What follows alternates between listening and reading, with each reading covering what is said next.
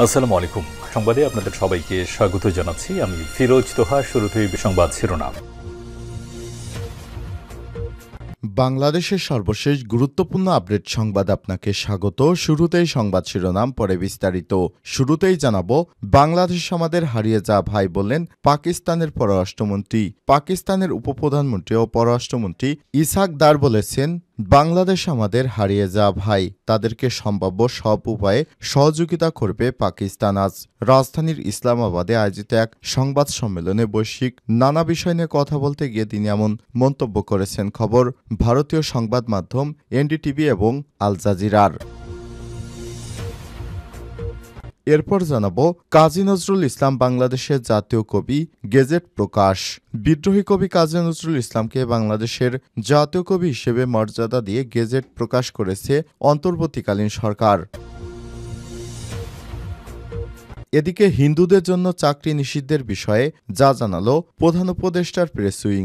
সরকারি চাকরিতে বাংলাদেশ সরকার হিন্দুদের প্রবেশে নিষিদ্ধ করেছে বলে অতি সম্প্রতি একটি টাইমস আলজেব্রার এক্স হ্যান্ডেল সাবেক টুইটার অ্যাকাউন্টের একটি পোস্টে দাবি করা হয়েছে। প্রধান উপদেষ্টার প্রেস উইং বিষয়টির সত্যতা নিয়ে স্পষ্ট বার্তা দিয়েছেন।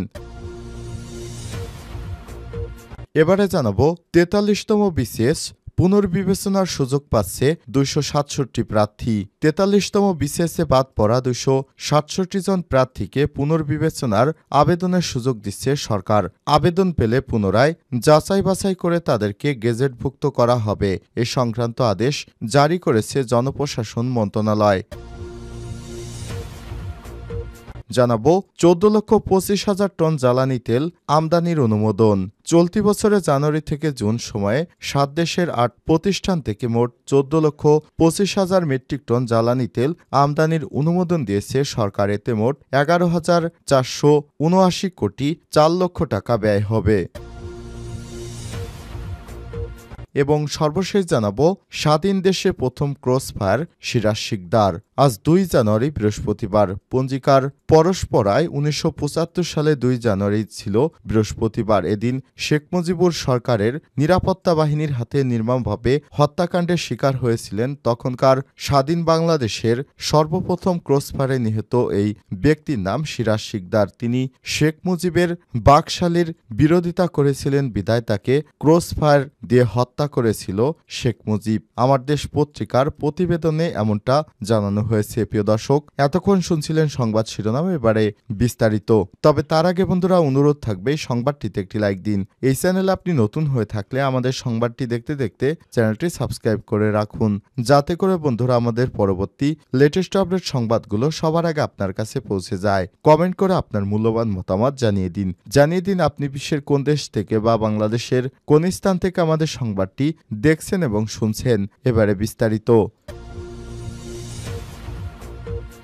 বাংলাদেশ আমাদের হারিয়ে যা ভাই বললেন পাকিস্তানের পররাষ্ট্রমন্ত্রী। পাকিস্তানের উপপ্রধানমন্ত্রী ও পররাষ্ট্রমন্ত্রী ইসহাক দার বলেছেন, বাংলাদেশ আমাদের হারিয়ে যা ভাই, তাদের সম্ভাব্য সব উপায়ে সহযোগিতা করবে পাকিস্তান। বৃহস্পতিবার ২ জানুয়ারি পাকিস্তানের ইসলামাবাদে আয়োজিত এক সংবাদ সম্মেলনে বৈশ্বিক নানা বিষয় নিয়ে কথা বলতে গিয়ে এমন মন্তব্য করেছেন তিনি। খবর মিনিট মিরর। সংবাদ সম্মেলনে গাজায় চলমান গণহত্যার বিষয়ে পাকিস্তানের দৃঢ় অবস্থান এবং ইসরায়েলের প্রধানমন্ত্রী প্রকাশ্যে নিন্দা জানিয়েছে। পাকিস্তানের পররাষ্ট্র মন্ত্রণালয়ের কার্যালয় তার দায়িত্ব পালন করছে। তিনি সকল আন্তর্জাতিক ফোরামে কাশ্মীর ইস্যু উত্থাপনের জন্য পাকিস্তানের প্রতিশ্রুতি পুনর্ব্যক্ত করেছেন। পাকিস্তানের কূটনৈতিক বিচ্ছিন্নতা ১ বছরের মধ্যে শেষ হয়েছে বলেও সংবাদ সম্মেলনে মন্তব্য করেছেন ইসহাক দার। তিনি বলেছেন, আমাদের পররাষ্ট্র দপ্তর বলেছে আমরা অর্থনৈতিক কূটনীতি অনুসরণ করব। ঢাকা সফরের পরিকল্পনার কথা জানিয়ে পাকিস্তানের এই মন্ত্রী বাংলাদেশকে সহযোগিতার মূল অংশীদার হিসেবে বর্ণনা করেন। ছাত্র জনতার অভ্যুত্থানে গত জুলাই আগস্টে সাবেক প্রধানমন্ত্রী শেখ হাসিনার সরকারের পতনের পর ঢাকা ইসলামাবাদ সম্পর্ক নতুন গতি পেয়েছে। ১৯৭১ সালের পর প্রথমবার সরাসরি সমুদ্র যোগাযোগে জাহাজ চালু হয়েছে। একই সঙ্গে পাকিস্তানের সাথে বাংলাদেশের কার্গো পরিদর্শন সংক্রান্ত নিষেধাজ্ঞাও তুলে নেওয়া হয়েছে। এরই অংশ হিসেবে সম্প্রতি পাকিস্তানের দক্ষিণ অঞ্চলীয় বন্দর বন্দরগিরি করাচি থেকে একটি পণ্যবাহী জাহাজ সরাসরি বাংলাদেশের চট্টগ্রাম বন্দরে নোঙর করে। ১৯৭১ সালের পর এটি প্রথম কোনো পাকিস্তানি পণ্যবাহী জাহাজ বাংলাদেশে নোঙর করার ঘটনা। কাজী নজরুল ইসলাম বাংলাদেশের জাতীয় কবি, গেজেট প্রকাশ। বিদ্রোহী কবি কাজী নজরুল ইসলামকে বাংলাদেশের জাতীয় কবি হিসেবে মর্যাদা দিয়ে গেজেট প্রকাশ করেছে অন্তর্বর্তীকালীন সরকার। গত রোববার ১৫ ডিসেম্বর এই বিষয়ে প্রজ্ঞাপন জারি করে সংস্কৃতি বিষয়ক মন্ত্রণালয়। প্রজ্ঞাপনে বলা হয়েছে, কবি নজরুল ইসলামকে ২৪শে মে ১৯৭২ সালে কলকাতা হতে সপরিবারে ঢাকায় আনা হয় এবং তার বসবাসের জন্য ধানমন্ডিস্থ ৩৮ নম্বর পুরাতন সড়কের ৩৩০B বাড়িটি বরাদ্দ প্রদান করা হয়। কবিকে ১৯৭৬ সালের ১৮ই ফেব্রুয়ারি আনুষ্ঠানিকভাবে বাংলাদেশের নাগরিকত্ব প্রদান করা হয় এবং একই বছরে তাকে ২১শে পদকে ভূষিত করা হয়।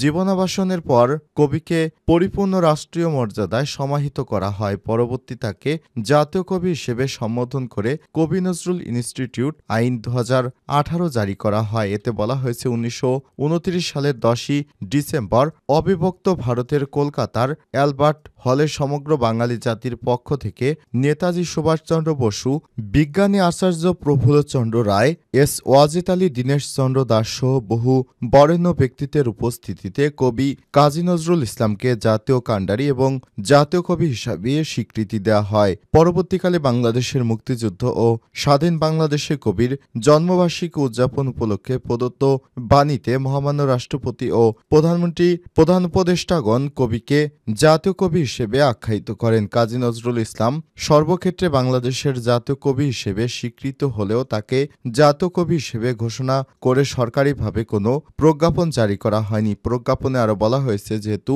কবি কাজী নজরুল ইসলাম জাতীয় কবির মর্যাদার বিষয়টি ইতিমধ্যেই প্রতিষ্ঠিত হয় সত্ত্বে এবং রাষ্ট্রীয় পর্যায়ে স্বীকৃত, যেহেতু বাংলাদেশের জনগণ তাকে জাতীয় কবি ঘোষণা করে সরকারি প্রজ্ঞাপন প্রত্যাশা করে, সেহেতু তার ঢাকার আগমনের তারিখ ৪ মে ১৯৭২ জাতীয় কবি ঘোষণাপূর্বক গেজেট প্রজ্ঞাপন প্রকাশের প্রস্তাব গত ৫ই ডিসেম্বর অনুষ্ঠিত উপদেষ্টা পরিষদের সভায় অনুমোদন করা হয়। হিন্দুদের জন্য চাকরি নিষিদ্ধের বিষয়ে যা জানালেন প্রধান উপদেষ্টার প্রেস উইং। সরকারি চাকরিতে বাংলাদেশ সরকার হিন্দুদের প্রবেশ নিষিদ্ধ করেছে বলে সম্প্রতি টাইমস আল জেব্রার এক্স হ্যান্ডেল সাবেক টুইটার অ্যাকাউন্টে একটি পোস্ট দাবি করা হয়েছে। প্রধান উপদেষ্টার প্রেস উইং বিষয়টির সত্যতার বিষয় স্পষ্ট করেছেন। প্রধান উপদেষ্টার প্রেস উইংয়ের যাচাইকৃত ফেসবুক অ্যাকাউন্ট সিএর প্রেস উইং ফ্যাক্টর বৃহস্পতিবার ২ জানুয়ারি পোস্ট করা এক বিবৃতিতে বলা হয়েছে, টুইটারের এই পোস্টের দাবি সম্পূর্ণ মিথ্যা। বিবৃতিতে আরও বলা হয়েছে, বাংলাদেশ সরকার সকল ধর্মের ভিত্তিতে কোনো নাগরিকের প্রতি বৈষম্য না করে এছাড়াও সকল ধর্মের মানুষকে সমানভাবে চাকরি দিয়ে থাকে। বাংলাদেশে কখনোই ধর্মের ভিত্তিতে চাকরি দেওয়া হয় না। এছাড়াও পোস্টে উল্লেখিত স্বরাষ্ট্র বিষয়ক উপদেষ্টার বিবৃতিটিও মিথ্যা বলে জানিয়েছে প্রেস উইং। প্রসঙ্গত, ছাত্র জনতার অভ্যুত্থানের মুখে শেখ হাসিনা দেশ ছেড়ে পালিয়ে ভারতে আশ্রয় নেওয়ার পর বাংলাদেশে হিন্দুদের উপর অত্যাচার নির্যাতন হচ্ছে বলে একের পর এক ভুয়া সংবাদ প্রকাশ করে ভারতীয় বিভিন্ন গণমাধ্যম এছাড়াও সামাজিক যোগাযোগ মাধ্যম টুইটারের বিভিন্ন ভুয়া অসত্য তথ্য প্রচার করছে ভারতীয় বিভিন্ন অ্যাকাউন্ট। ৪৩তম বিসিএস পুনর্বিবেচনার সুযোগ পাচ্ছেন ২৬৭ প্রার্থী।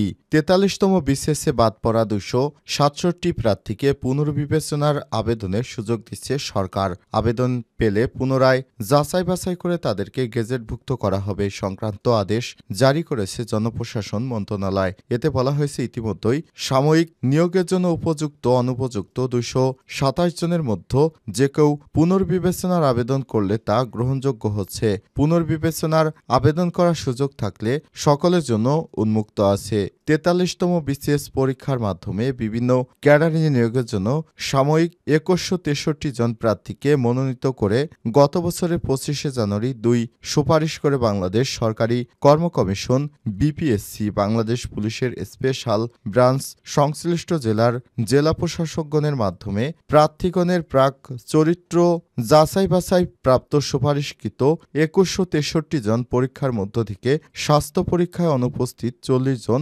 এজেন্সি রিপোর্ট বিবেচনায় সমসাময়িক 59 জন সহ মোট 99 জনকে বাদ দিয়ে 2064 জন প্রার্থীর অনুকূলে 15 অক্টোবর নিয়োগ দিয়ে প্রজ্ঞাপন জারি করা হয়। প্রজ্ঞাপন জারির পর থেকে বিভিন্ন দৃষ্টিকোণ থেকে এই নিয়োগের গ্রহণযোগ্যতা নিয়ে প্রশ্ন উঠে। এজন্য সকল সমালোচনার ঊর্ধ্ব থেকে সরকারি নিয়োগ প্রক্রিয়ার আস্থা ও বিশ্বাস পুনঃপ্রতিষ্ঠিত করার নিমিত্তে 43তম বিসিএসের সুপারিশকৃত 2163 জন প্রার্থীর বিষয়ে রাষ্ট্রীয় গোয়েন্দা সংস্থান এনএসআই এবং ডিজিএফআই এর মাধ্যমে প্রাক চরিত্র পুনরায় অধিকতর যাচাই বাছাইয়ের সিদ্ধান্ত গৃহীত হয়। এনএসআই এবং ডিজিএফআই থেকে 2163 জন প্রার্থীর উপযুক্ততা অনুপযুক্ততার বিষয়ে আবেদন পাওয়া যায়। প্রতিবেদন অনুযায়ী 227 জন প্রার্থীর প্রাক চরিত্রের বিষয়ে বিরূপ মন্তব্য বা আপত্তি পাওয়া যায়। 227 জন প্রার্থীর বিষয়ে বিরূপ মন্তব্যের কারণে সাময়িকভাবে নিয়োগের জন্য অনুপযুক্ত বিষয় বিবেচনা করা হয় এবং তাদের বিষয়ে অধিকতর যাচাই বাছাই ও খোঁজখবর নেওয়ার সিদ্ধান্ত গ্রহণ করা হয়। স্বাস্থ্য পরীক্ষায় অনুপস্থিত 40 জনকে নিয়োগ করার জন্য অনুপযুক্ত বিবেচনা করা হয়। এমন বাস্তবতায় সুপারিশকৃত 2163 জন প্রার্থীর মধ্য থেকে স্বাস্থ্য পরীক্ষায় অনুপস্থিত 40 জন এবং গোয়েন্দা সংস্থার প্রতিবেদন বিবেচনায় সাময়িকভাবে অনুপযুক্ত 227 জন সহ 267 জনকে বাদ দিয়ে অবশিষ্ট 1896 জন প্রার্থীকে নিয়োগের চূড়ান্ত সুপারিশ করে 30 ডিসেম্বর প্রজ্ঞাপন জারি করা হয়।